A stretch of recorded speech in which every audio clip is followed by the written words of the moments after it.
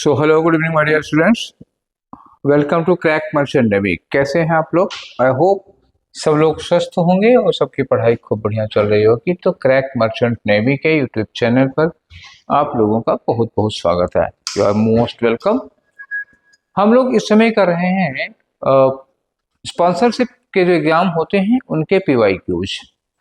तो स्पॉन्सरशिप के एग्जाम्स के PYQs में आज ये हमारा तीसरा सेशन है, ठीक है ना। कौन सा सेशन है? ये थर्ड सेशन है। इसके पहले हम लोग 2 सेशन किए थे।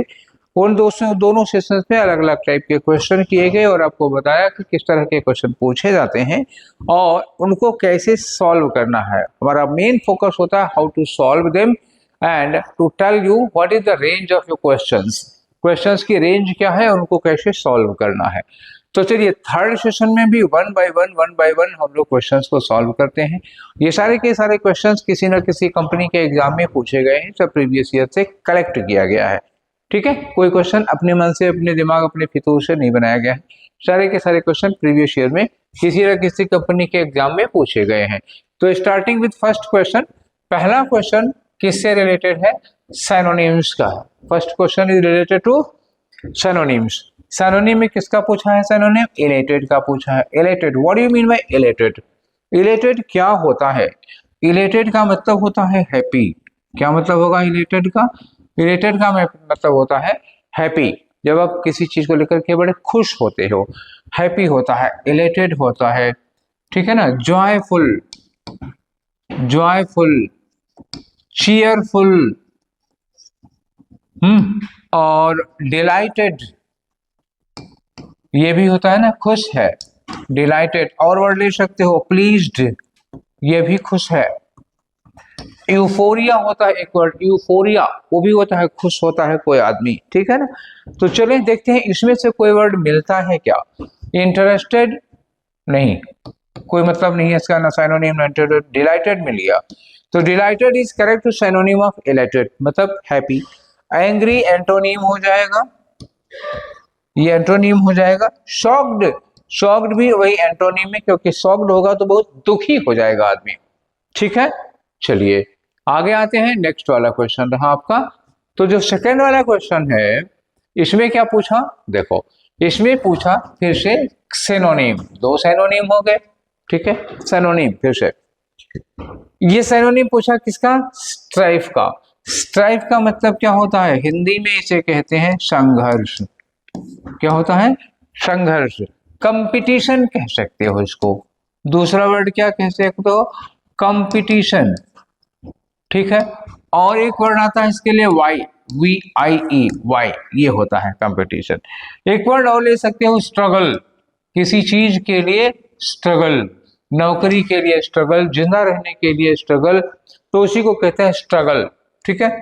तो कोई वर्ड देखिए मिलता है, स्पीड का कोई लेना देना नहीं, डॉवर पावर, सॉरी नहीं, कोई मतलब नहीं है, स्ट्रगल मिल रहा है, ठीक है। तो ये आपका आंसर हो गया। फ्रेलिटी का मतलब क्या होता है? वीकनेस। फ्रेलिटी का मतलब क्या होता है? वीकनेस होता है, कमजोरी होता है। अगले क्वेश्चन पर आते हैं और हमारा अगला क्वेश्चन है ग्रामेटिकल एरर बतानी है। 4 सेंटेंस लिखे हैं। Which sentence has a grammatical error? इसमें किस सेंटेंस में कोई ग्रामेटिकल एरर है? Which of the sentences has a mistake, grammatical mistake in that, ठीक है। चलिए पहला क्वेश्चन पढ़ते हैं। वी हैव वॉच्ड, हैव के साथ वर्ब की थर्ड फॉर्म लगी, करेक्ट।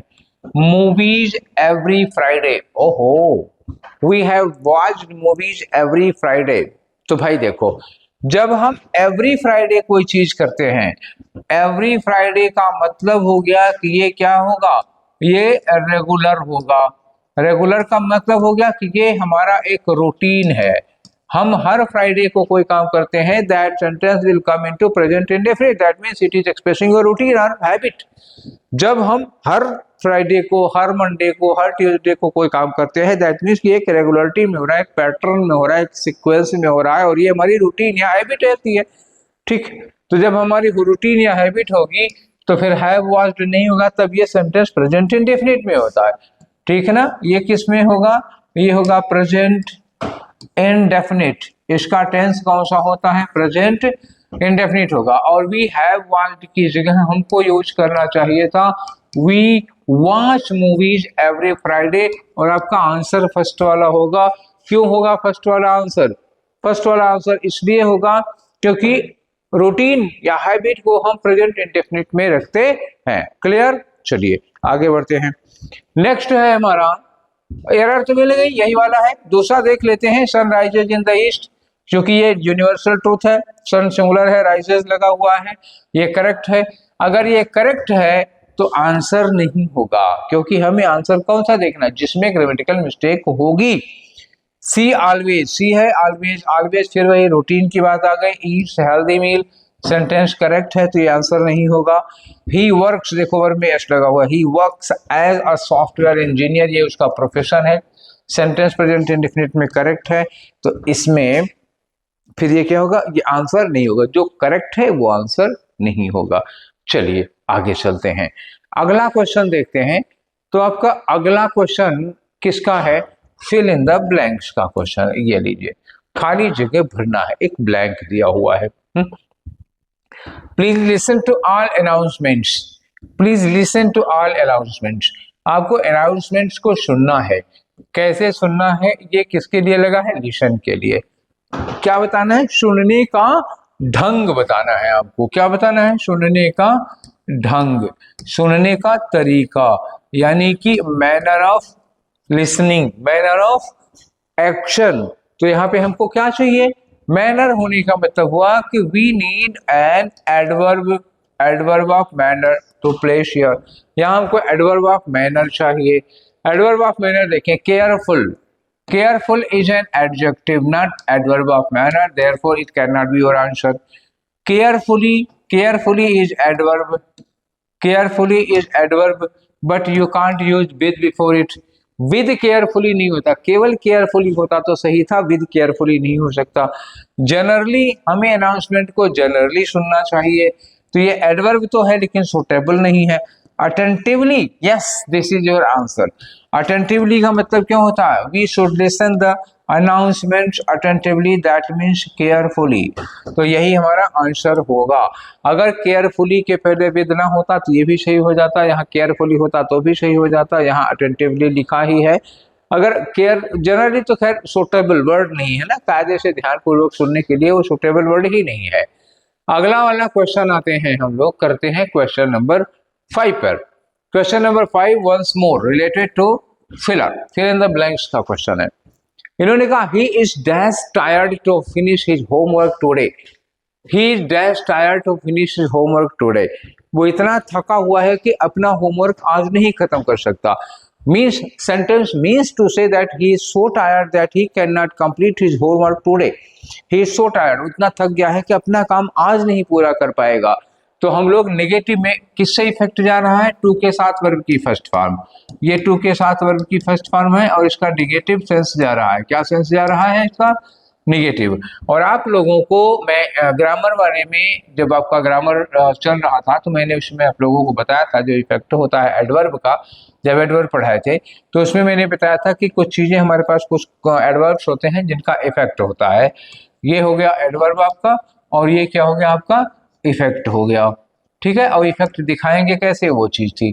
तो मैंने ये चीज़ें जब आपको ये चीज़ें बताई थी तो मैंने आप लोगों को एडवर्ब वाले टॉपिक में कुछ समझाया था। एक बार फिर से देखिए, याद आ जाएगा। अगर हम एडवर्ब टू यूज करते हैं तो टू के बाद जो इफेक्ट होता है, टू का इफेक्ट क्या होता है? नेगेटिव होता है। और ये इफेक्ट शो किस में करते हैं हम? टू के साथ वर्ब की फर्स्ट फॉर्म लगा के। दूसरा हमारे पास एडवर्ब है इनफ का, एडवर्ब ऑफ डिग्री। इनफ का जो रिजल्ट होता है, उसका जो आउटकम होता है वो पॉजिटिव होता है, और इसका भी रिजल्ट किससे दिखाते हैं? टू के साथ वर्ब की फर्स्ट फॉर्म में। एक एडवर्ब हमारे पास होता है शो। शो जो होता है वो पॉजिटिव और नेगेटिव दोनों हो सकता है इसका इफेक्ट। और इसका जो शो करेंगे इफेक्ट, वो हम लोग कैसे करते हैं? दैट के साथ कोई क्लॉज लगा के करते हैं।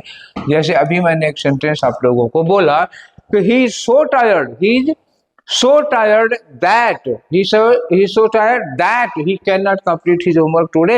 यहाँ that he cannot complete लिखा ही नहीं है, तो सो वाला तो नहीं लगा पाएंगे, इनफ वाला पॉजिटिव हो जाएगा। इनफ वाला लगा दूं अगर यहाँ पर तो इसका मतलब होगा वो इतना थक गया है कि अपना काम आज ही कर सकता है, तो थक गया है तो काम आज कैसे कर सकता है, ये बात गलत हो जाएगी। अगर टू लगाता हूं तो इसका मतलब होगा कि वो इतना थक गया है, इतना थक गया है कि अपना काम आज पूरा नहीं कर सकता। तो यहाँ पे सुटेबल कौन सा लग रहा है बोलो, यहाँ पर आपका सुटेबल आ रहा है he is too tired, he is too tired to finish his homework today. Clear हुआ? चलिए, तो आपका आंसर कौन सा होगा? To tired. क्लियर हो? चलो आगे बढ़ते हैं फिर इस क्वेश्चन के। अगला क्वेश्चन है हमारा इडियम बताना है। एक सिचुएशन दी है, सिचुएशन क्या है यहां से देखो, यहां से लेकर के यहां तक एक सिचुएशन दी है आपको। इस सिचुएशन के अकॉर्डिंग आपको क्या करना है, एक इडियम सप्लाई करना है। यहाँ पर क्या सुटेबल लगेगा? 4 इडियम दिए हुए, कैश काउ है, 9 डेज वंडर है, फिश आउट ऑफ वाटर है, वेट ब्लैंकेट है। Which idiom is suitable for this? C is someone, वो एक ऐसी लड़की है, सी इज समवन मतलब वो एक ऐसी लड़की है, कैसी लड़की है? Who always discourages, क्या करती है? जो कि डिस्करेज करती है हमारे एंथुसियाज्म को। If we are excited to do something, मतलब समझ में आ गया? If we are excited to do something, if we are interested in, curious of doing something, she is the girl who discourages us, जो कि discourage कर देती है, मतलब किए धराए पर पानी फेर देती है। ऐसे लोगों को क्या कहते हैं? तो what do you understand by cash cow? What is cash cow? Cash cow का मतलब होता है कि कोई, ऐसे लेते हैं, कैश काउ का मतलब कोई ऐसी चीज जहां से आपको निरंतर सोर्स ऑफ इनकम होता है, continuous source of income, continuous, no spelling mistake, continuous source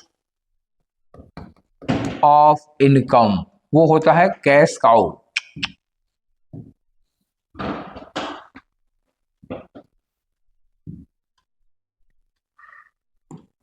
continuous source of income, ये कैश काउ होती है। यहां तो मतलब होगा नहीं इसका, ये गलत हो गया।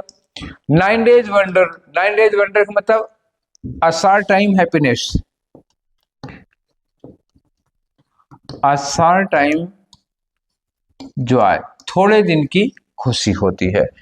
Fish out of water, fish out of water का मतलब होता है इन difficult situation, in very bad situation, in a bad situation, मतलब कोई फिश है जिसको आप पानी से बाहर निकाल के रख दो तो उसकी जो पोजीशन होती है अगर आप उस कंडीशन में है तो। वेट ब्लैंकेट का मतलब यही होगा जो यहाँ पर लिखा हुआ है। वेट ब्लैंकेट का मतलब एक ऐसा आदमी जो आपके प्लान पर पानी फेर देता है। आप सोच रहे हैं कि हम ये कर लेंगे, हम ये कर रहे हैं, ये आपसे नहीं हो पाएगा। बड़े बड़े लोग नहीं कर पाए, आप कैसे कर पाओगे? हो गया गाय भैंस पानी में, बिगड़ जाता है सारा काम। समझ में आ गया? चलो आगे आते हैं। नेक्स्ट जो हमारा क्वेश्चन है, फिर वही ग्रामेटिकली करेक्ट सेंटेंस बताना है। ग्रामेटिकली करेक्ट सेंटेंस, एक ऐसा सेंटेंस ढूंढो जो ग्रामेटिकली करेक्ट हो, जिसमें कोई ग्रामेटिकल मिस्टेक ना हो। 4 सेंटेंस लिखे हुए हैं, ढूंढिए इसमें। एन अनएक्सपेक्टेड पावर फेलियर, तो एन करेक्ट है यहाँ पर, ठीक है।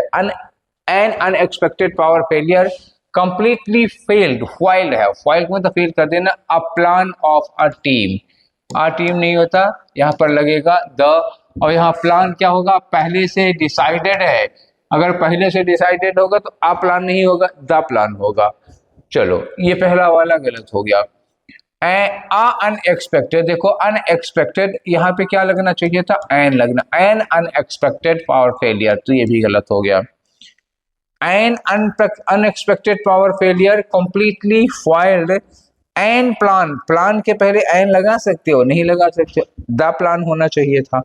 अब ये तो सही होना ही पड़ेगा चौथे वाले को। N unexpected power failure completely foiled the plan of the team, ठीक है।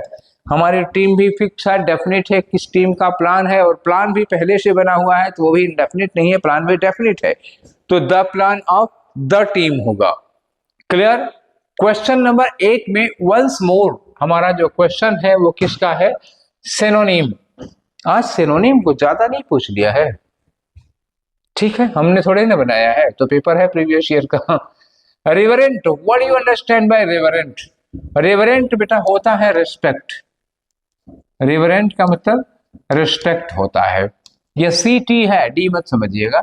रिस्पेक्ट है, ऑनर है, एस्टीम है। रिस्पेक्ट, ऑनर, एस्टीम, ये सम्मान होता है, ठीक। कोई ऑप्शन मिलेगा साइनोनिम में? इग्नोर्ड, अरे तो उपेक्षा करना होगा। Respectful, yes. Related, no. Important, no. क्या हो गया? रिस्पेक्टफुल हो जाएगा। तो ये रिवरेंट का साइनोनिम, अच्छा साइनोनिम होगा। नेक्स्ट पे आते हैं हम क्वेश्चन नंबर 9 को। क्वेश्चन नंबर 9 में क्या है? आपको एंटोनिम, लो मतलब अभी बात कर ही रहे थे, आ ही गया एंटोनिम, मतलब लगता है इसको बात बुरी लग गई, ताना लग गया।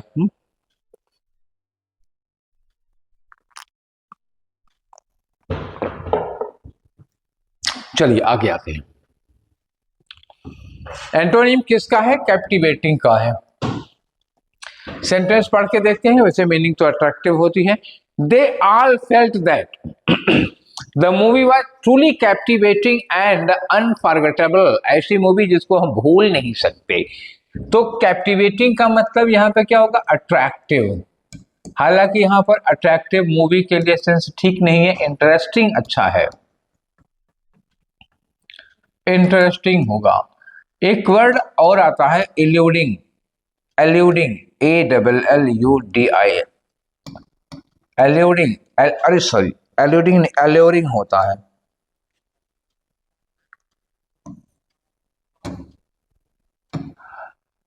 एल्योरिंग है ये वर्ड, RING होता, एल्योरिंग होता है। अट्रैक्टिव, इंटरेस्टिंग, एल्योरिंग, फैसिनेटिंग एक वर्ड आता है, फैसिनेटिंग, ये भी आकर्षक होता है, जिस चीज पर आप आकर्षित हो जाते हैं, ये होता है, ठीक है। इसका अपोजिट चाहिए, फिजिक्स पढ़ा होगा, अट्रैक्शन, प्लस माइनस को एक साइड में करोगे तो क्या होगा? अट्रैक्शन होगा, वो एक दूसरे की ओर आते हैं। और अगर प्लस प्लस या माइनस माइनस कर दोगे तो क्या होगा? तो रिपल्शन होता है, एक दूसरे से दूर भागते हैं। तो इसका अट्रैक्टिव का अपोजिट क्या हो सकता है? रिपल्सिव, ये रिपग्नेंट, ये रिपल्सिव वही रिपग्नेंट हो गया। टेंटलाइजिंग का मतलब होता है कलंक लगाना, टेंटलाइज किसी को ब्लेम करना, किसी के ऊपर कालिख पोतना। कालिख वो कार्बन लेके पोतना नहीं, कालिख पोतना मतलब किसी को बदनाम करना।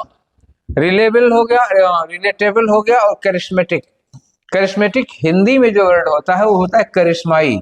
इसको तुम कह सकते हो फैंटास्टिक। क्या होगा? फैंटास्टिक या मिरेकुलस, जैसे कोई चमत्कार हो जाए उसको कहते हो मिरेकुलस, ठीक है। तो ये आपका ये वाला भी हो गया क्वेश्चन। अगला वाला क्वेश्चन है आपका क्वेश्चन नंबर 10, जिसमें इन्होंने कहा कि करेक्ट बताना है। यहां पर एक वर्ड इन्होंने यूज किया, ड्रायर। ड्रायर, ड्रायर क्या है? ड्राई की कंपैरेटिव डिग्री होती है। एक वर्ड होता है ड्राई, और सूखा होगा तो ड्रायर होगा, और सूखा होगा तो क्या होगा? ड्राइएस्ट, सबसे ज्यादा ड्राई, ठीक। Dry, drier, driest, superlative degree, comparative degree है। द ब्रेड वाज, कोई ब्रेड थी, वो क्या थी? ड्रायर एंड स्टेल, बहुत सूखी हुई थी और बासी थी। स्टेल का मतलब क्या होता है? बासी। बासी का मतलब 4 दिन पुरानी ब्रेड है। इसमें क्या करना है? एंड कंजंक्शन है। एंड क्या करता है? इक्वल, पैरेलल करता है काम, ठीक है ना। इक्वल स्टेटमेंट को सिमिलर वर्ड्स को जोड़ता है। एंड सिमिलर वर्ड जोड़ने का मतलब एक कंपैरेटिव डिग्री एक पॉजिटिव डिग्री नहीं हो सकती। Dryer is comparative and stale is positive and can not join a positive and a comparative degree. It will join both comparative और बोथ पॉजिटिव और बोथ सुपरलेटिव, दोनों एक ही डिग्री में चाहिए। अब ये देखना है इन दोनों में से कोई एक गलत है, और स्टेल को अंडरलाइन किया नहीं गया है, इसका मतलब वो गलत है नहीं। तो अगर स्टेल पॉजिटिव डिग्री में है तो हमको इसको भी पॉजिटिव डिग्री में रखना पड़ेगा, और इसकी जगह पर क्या हो जाएगा? ड्राई, ठीक है। आप ढूंढिए ड्राई, तो क्या हो गया? ये हो गया, ठीक है ना, क्योंकि यहाँ पे ड्रायर लिखा, यहाँ ड्राइएस्ट लिखा, यहाँ ड्रायर लिखा। पॉजिटिव डिग्री है, स्टेल पॉजिटिव डिग्री है, एंड के साथ स्टिल का कॉम्बिनेशन बनेगा तो पॉजिटिव डिग्री के बनेगा, so you must have used dry a positive degree at this place. Next आते हैं भाई, अगला वाला क्वेश्चन करते हैं। क्वेश्चन नंबर 11, क्वेश्चन नंबर 11 क्या कह रहे हैं? Grammatical error. फिर वही ग्रामेटिकल एरर ढूंढो, कहां पर ग्रामेटिकल एरर है। सेंटेंस को 4 हिस्से में तोड़ा गया है। पहले पढ़ लेते हैं। My brother trains young girls at the football academy, ये हो गया। My brother trains young girls at the football academy हो गया। वेयर एज, यहां तक कोई गलती नहीं है। I gets a handsome salary to teach mathematics at the same place.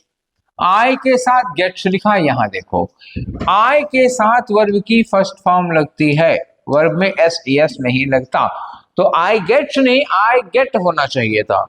I is not followed by singular form of verb in present indefinite specially. I goes नहीं होता आई गो, आई लाइक्स नहीं होता आई लाइक होता, आई वांट्स नहीं होता I want होता है। Okay, सो आई gets गलत है। अब आई गेट्स किस ऑप्शन में है? आई गेट्स पहले ऑप्शन में है। पहले ऑप्शन है तो आंसर आपका कौन सा होगा? पहला वाला होगा। हालांकि यहाँ पर ये दूसरा सेंटेंस होगा, लेकिन ऑप्शन में चूंकि पहला दिया हुआ है तो आपका आंसर पहला होगा, फर्स्ट ऑप्शन। आई गेट्स नहीं होगा, आई गेट होगा।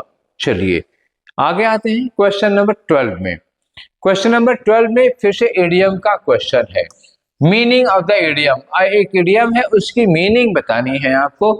To show the white feather, show the white feather, सफेद पंख दिखा दिया। सफेद पंख, मुझे लगता है इसके पहले वाले में भी आया था, तो मतलब ये इंपॉर्टेंट है, बार बार पूछा जा रहा है। टू शो व्हाइट फेदर का मतलब होता है to accept defeat, to surrender, to surrender या टू एक्सेप्ट डिफीट, हार मान लेना। शो एंगर हो ही नहीं सकता। एक्ट ब्रेवली अपोजिट हो जाएगा। एक्ट कावर्डली मतलब एकदम कायरों वाला बर्ताव करना, ठीक है। मेंटेन पीस नहीं हो सकता, तो यही वाला आपका आंसर होगा। टू एक्ट कावर्डली, डरपोक एकदम से। नेक्स्ट है आपका क्वेश्चन नंबर 13। 13 में फिर से एरर का मैटर है। बड़ी एरर पूछ लिया इस वाले पेपर में, तो एरर है। Although she is usually rude with everyone, देखो although she is usually rude with everyone, वो जनरली सब लोगों के साथ बहुत रूड है, बहुत ही बुरा बर्ताव करती है, मतलब बहुत ही गलत ढंग से लोगों के साथ पेश आती है, मिस मैनर्ड है। She behaved nice with all of us today, लेकिन आज वो सबके साथ बहुत नाइस बिहेव की। ये नाइस किसके लिए लगा है? बिहेव के लिए। बिहेव क्या है? एक वर्ब है। वर्ब के लिए हमें क्या चाहिए? एडजेक्टिव या एडवर्ब। तो वर्ब के लिए हमें नाइस नहीं, क्या चाहिए था? Behaved nicely, not nice, nicely, nicely. क्यों? Because we need an adverb of manner to tell, to express the manner of her speaking, manner of her behaving with everyone. उसके बिहेव करने का जो तरीका था वो बताने के लिए हमको एडवर्ब चाहिए। नाइस नहीं होगा, नाइसली होगा। तो गलत किस में हो गया? फर्स्ट वाले पार्ट में गलत है। Nice should have been nicely. Okay, clear हुए? चलिए, तो your answer is first. Now question number 14। Question number 14 में अंडरलाइन सेगमेंट है, उसको इंप्रूव करना है आपको। ये जितना अंडरलाइन किया हुआ है यहां पर कोई मिस्टेक है। If there is any grammatical error, 4 options are given. If there is no mistake, right no substitution. Okay, after she will get her degree.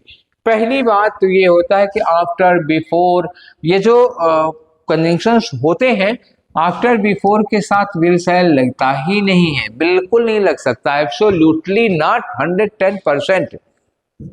After, before, till, until, as long as soon as, no sooner, hardly, scarcely, और when, whenever, whensoever, if, unless, until, इन सब के साथ हम will शैल नहीं लगाते हैं, गलत हो गया यहीं पर। तो इसका इंप्रूवमेंट क्या होगा ये देखना होगा हमको। यहां लिखा है she moved to ceremony, she moved to Germany. अगर लिखा है शी मूव्ड टू जर्मनी, ये पास्ट में है, तो इसका मतलब उसने सर्टिफिकेट पहले ही पाए होंगे, ठीक है ना, डिग्री पहले पाए होगा। तो डिग्री पहले पाया होगा, तो यहां पर जहां पर विल गेट लिखा होगा वो जर्मनी जाने के पहले ही ये काम हुआ। अगर जर्मनी गया कोई पास्ट इंडिफिनिट में, तो उसको डिग्री कब मिली होगी, पास्ट के भी पास्ट में, यानी कि यहाँ क्या हो जाना चाहिए, हैड के साथ third form past perfect.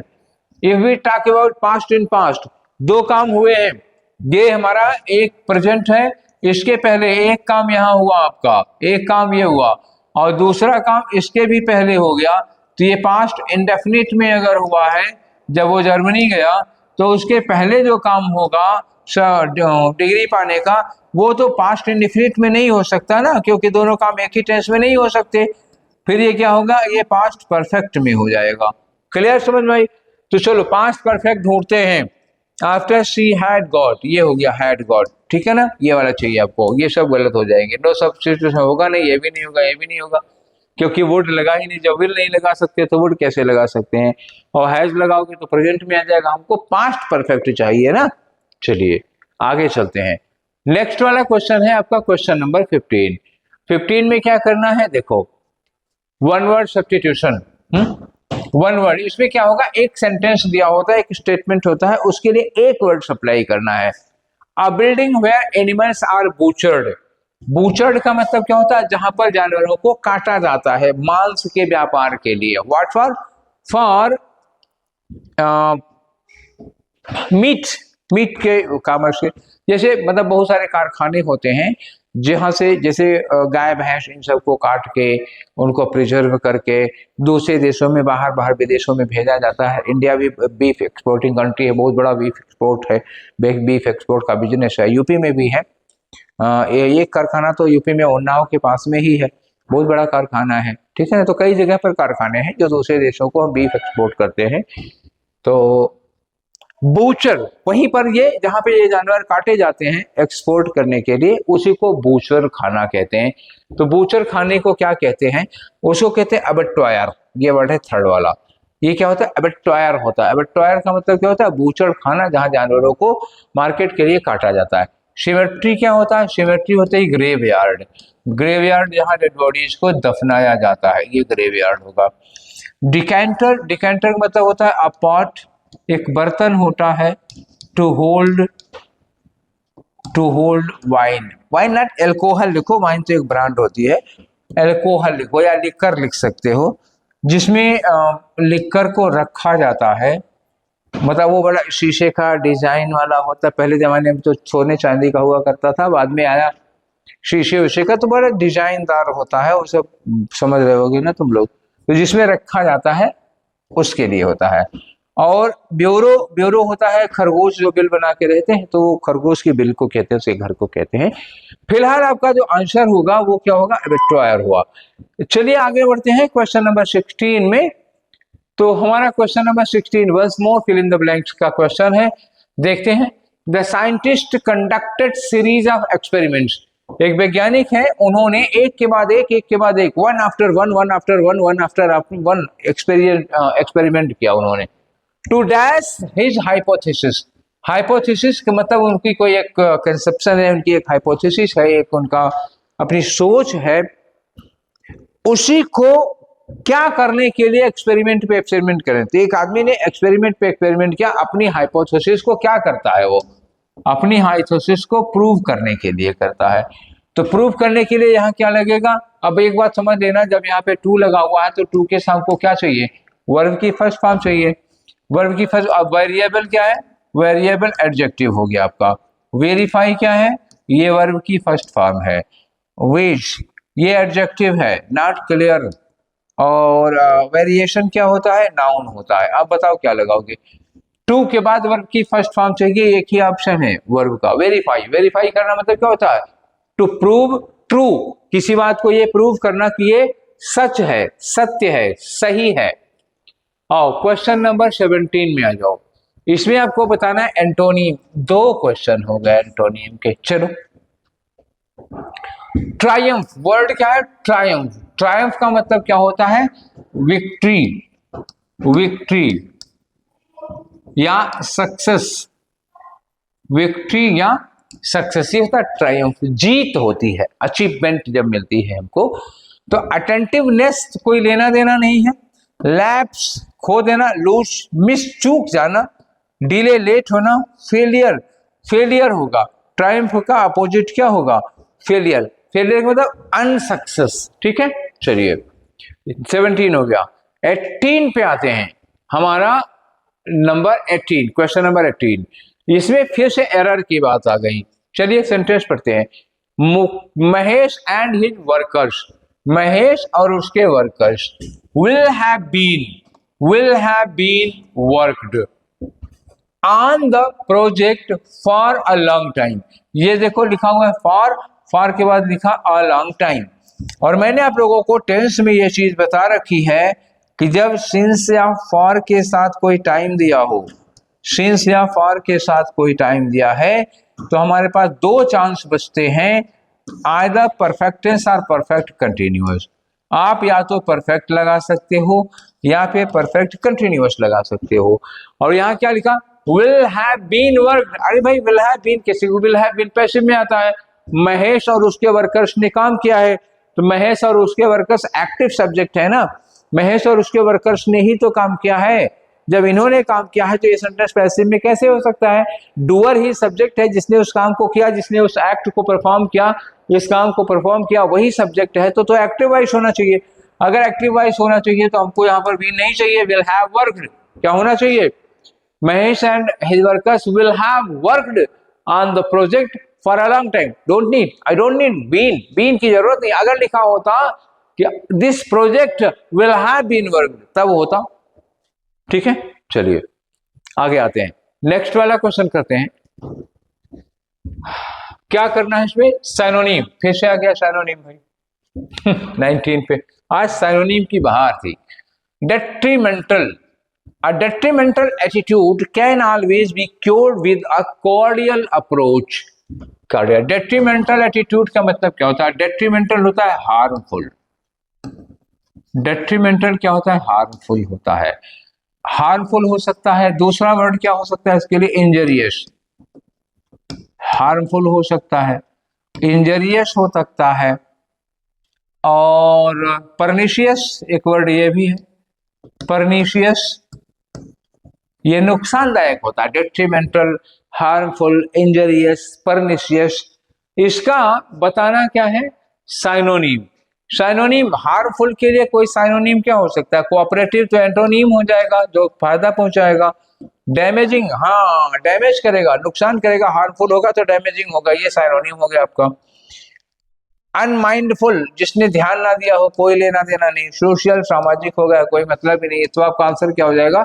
Damaging is right synonym for your word detrimental. हमने 4 वर्ड और बता दिए। And this is question number 20, last question of today's discussion. और ये है आपका किसका? वही इंप्रूव करना है आपको, इसको इंप्रूव करना। If you do not follow the rules, if you do not follow the rules, अगर आप रूल्स को फॉलो नहीं करोगे तो you will not be allowed to stay at this hostel. अगर आप रूल्स को फॉलो नहीं करते हो तो आपको इस हॉस्टल में नहीं रहने दिया जाएगा। सेंटेंस का स्टेटमेंट सही है। ग्रामर देख लेते हैं। ग्रामर है इफ के साथ विल सर नहीं लगना चाहिए था, नहीं लगाया है, करेक्ट है। इफ के साथ डू नॉट लगा दिया, वर्ब की फर्स्ट फॉर्म लगा दी, ठीक है। क्योंकि विल फ्यूचर में रिजल्ट दे रहा है, प्रेजेंट में कंडीशन आएगी, करेक्ट। तो इसका आंसर क्या हो गया? नो सब्स्टिट्यूशन, हमें जरूरत नहीं है। पहले में देखो, इफ के साथ कोई मॉडल वर्ब नहीं लगती, शुड वुड नहीं लगाया जा सकता है। ये अनलेस लिखा, अनलेस के साथ नॉट नहीं लगाया जा सकता, ये गलत होता है, ठीक है। और यहाँ लिखा if you follow the rules, अगर आप रूल्स को फॉलो करोगे तो आपको हॉस्टल में नहीं रहने दिया जाएगा। ये कौन सा नियम है भाई? If you follow the rules you will not be allowed to stay in the hostel. अगर आप रूल्स को फॉलो करते हैं तो हॉस्टल में क्यों नहीं रहने दिया जाएगा? तब क्या गलत किया? तो फोर्थ वाले में सेंस नहीं है, और फर्स्ट एंड थर्ड में ग्रामर गलत है, बल्कि जो हमारा स्टेटमेंट है वही चीज की ग्रामर सही है, उसमें कोई ग्रामर की गलती नहीं है। तो इसमें क्या होना चाहिए? नो सब्स्टिट्यूशन, इसमें इंप्रूव करने की कोई ज़रूरत नहीं है। तो हम लोगों ने एक बार फिर 25 क्वेश्चन, सॉरी 25 नहीं, आज 20 ही क्वेश्चन थे, चूंकि कंसेप्ट ज़्यादा था इसमें, 20 ही क्वेश्चन इसमें पूछा था, तो 20 क्वेश्चन रख लिया, ठीक है। तो आज के डिस्कशन के आज के 20 क्वेश्चन जो आपको एग्जाम में पूछे जाने थे ये हो गए, ठीक है। और फिर मिलते हैं हम लोग नेक्स्ट वाली क्लास में और क्वेश्चंस के साथ। Till then take care, thank you.